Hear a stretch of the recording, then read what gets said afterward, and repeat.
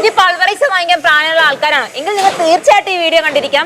അല്ല, നിങ്ങൾക്ക് ഓൾറെഡി ഒരു പൾവറൈസർ ഉണ്ടെങ്കിൽ നിങ്ങൾ ഈ വീഡിയോ കാണാണ്ടിരിക്കുക. 10 HP 12 HP ഫീച്ചേഴ്സ് ആണ് നമ്മുടെ MDMൽ ഈ 3 HP പൾവറൈസറിൽ നമ്മൾ ഇംപ്ലിമെന്റ് ചെയ്തിരിക്കുന്നത്. അത് മാത്രമല്ല, ഇരുമ്പിട്ടാലും ഈ പൾവറൈസറിൽ ഒന്നും ആകത്തില്ല. അതെന്ന് വെച്ചാൽ ആരും കൊടുക്കാത്ത ഫീച്ചേഴ്സ് ആണ് നമ്മൾ കൊടുത്തിരിക്കുന്നത്. നിങ്ങളൊരു പൾവറൈസർ വാങ്ങിക്കുവാണെങ്കിൽ ഞാൻ പറയുന്ന ചേംബർ സൈസ് ഉണ്ടെങ്കിൽ മാത്രമേ വാങ്ങിക്കാവുള്ളൂ. അത് മാത്രമല്ലാണ് പൾവറൈസറിൽ തന്നെ നമ്മുടെ MDMൽ ആദ്യമായിട്ടാണ് 2 കമ്പാർട്ട്മെന്റുള്ള പൾവറൈസർ കൊടുക്കുന്നത്. അപ്പൊ ഇത്രയും ഫീച്ചേഴ്സ് ഉള്ള ഈ പൾവറൈസർ നമ്മൾ 10,000 രൂപ വിലക്കുറവിലാണ് കൊടുക്കുന്നത്. എനിക്കിപ്പോൾ ഒരു മസാല അല്ലെങ്കിൽ മാവ് അരച്ചൊരു ബിസിനസ് ചെയ്യണമെന്ന് ആഗ്രഹിക്കുന്ന ഒരു വീട്ടമ്മയാണെങ്കിലും ശരി, അല്ല യങ്സ്റ്റേഴ്സ് ആണെങ്കിലും ശരി, അല്ല സ്വന്തമായിട്ടൊരു ഫാം തുടങ്ങുക, അവിടേക്കുള്ള തീറ്റപ്പിൽ ഞാൻ പുറത്തുനിന്നാണ് വാങ്ങിക്കുന്നത്. അതുകൊണ്ട് തന്നെ എനിക്ക് സ്വന്തമായിട്ട് ഒരു പൾവറൈസർ ഇൻവെസ്റ്റ് ചെയ്യണമെന്ന് ആഗ്രഹിക്കുന്ന ആൾക്കാരാണെങ്കിൽ ശരി, നിങ്ങൾക്കുള്ളതാണ് ഈ വീഡിയോ. അപ്പോൾ ഒരു പൾവറൈസർ വാങ്ങിക്കുമ്പോഴത്തേക്കും എന്തൊക്കെ ചെക്ക് ചെയ്ത് നോക്കണം എന്നുള്ളത് ഈ വീഡിയോയിൽ നമുക്ക് നോക്കാം. അപ്പോൾ ഇതൊരു വ്യാപാരത്തിന് വേണ്ടിയിട്ടുള്ള വീഡിയോ അല്ല.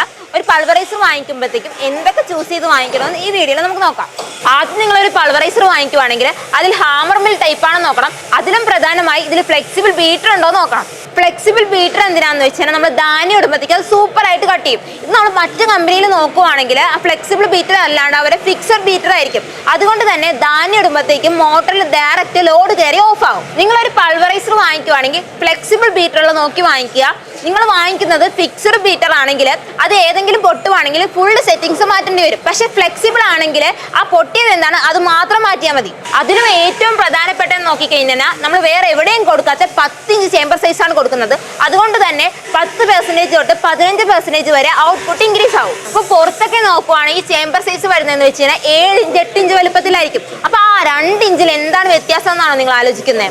ഇപ്പൊ നമ്മൾ പറഞ്ഞു 10% തൊട്ട് 15% വരെ ഔട്ട്പുട്ട് ഇൻക്രീസ് ആവുമെന്ന്. ഇനി ഇൻപുട്ട് എങ്ങനെയാണ് വരുന്നത് നമുക്ക് നോക്കാം. സാധാരണയായിട്ട് നമ്മൾ ധാന്യങ്ങൾ ഇടുമ്പോഴത്തേക്കും നമ്മൾ കൈ കൊണ്ടാണ് ഊത്തി കൊടുക്കേണ്ടത്. അപ്പൊ നിങ്ങൾക്ക് തന്നെ അറിയാം എന്തോരം സമയം വേസ്റ്റ് ആവുന്നു. അതുകൊണ്ടാണ് നമ്മൾ സ്പെഷ്യലായിട്ട് ഇൻപുട്ട് ട്രേയിൽ ഓട്ടോമാറ്റിക് ആയിട്ട് ധാന്യങ്ങളൊക്കെ പോകാൻ വേണ്ടി ഈ ടാപ്പർ ഡിസൈൻ ചെയ്തിരിക്കുന്നത്.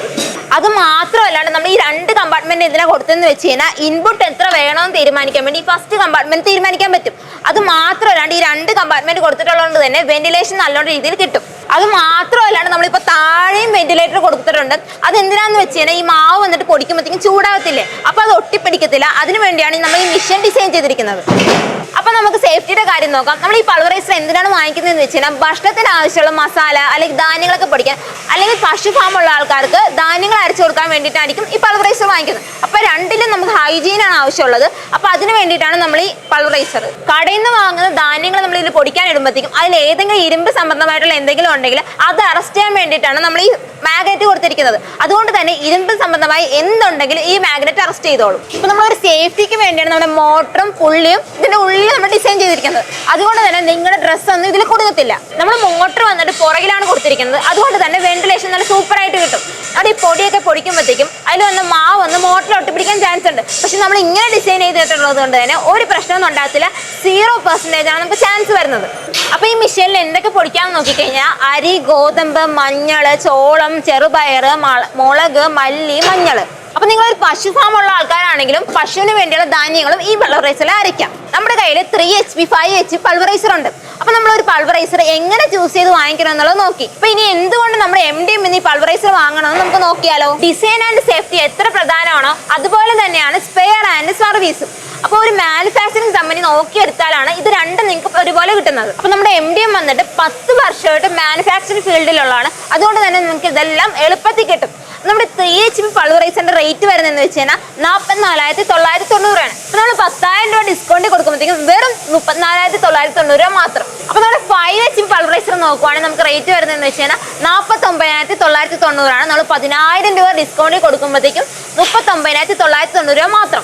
ഇത് കൂടാണ്ട് ഈ പൾവറൈസറിനൊപ്പം നമ്മൾ 8 സ്ലീവ് ഫ്രീ ആയിട്ട് കൊടുക്കുന്നുണ്ട്. അത് മാത്രമല്ലാണ്ട് ക്ലീനിങ് ഫിറ്റും ഫ്രീ ആയിട്ട് കൊടുക്കുന്നുണ്ട്. ആദ്യം വിളിക്കുന്ന 10 പേർക്ക് കുറഞ്ഞ മുതൽ മുടക്കിൽ EMI യിലാണ് നമ്മൾ കൊടുക്കുന്നത്. അപ്പൊ സ്ക്രീനിൽ കാണുന്ന നമ്പറിൽ ഉടനെ വിളിച്ച് കോൾ ചെയ്യുക. അപ്പൊ നമ്മൾ ഇനി അടുത്ത വീഡിയോയിൽ എന്ന് പറയുമ്പോഴത്തേക്ക് ഈ പൾവറൈസർ കൊണ്ട് എങ്ങനെ ഒരു ബിസിനസ് തുടങ്ങാം എന്നുള്ള വീഡിയോ ആണ് അടുത്ത വീഡിയോയിൽ കാണിക്കാൻ പോകുന്നത്. അപ്പൊ നിങ്ങൾ സബ്സ്ക്രൈബ് ചെയ്യുക, ഷെയർ ചെയ്യുക.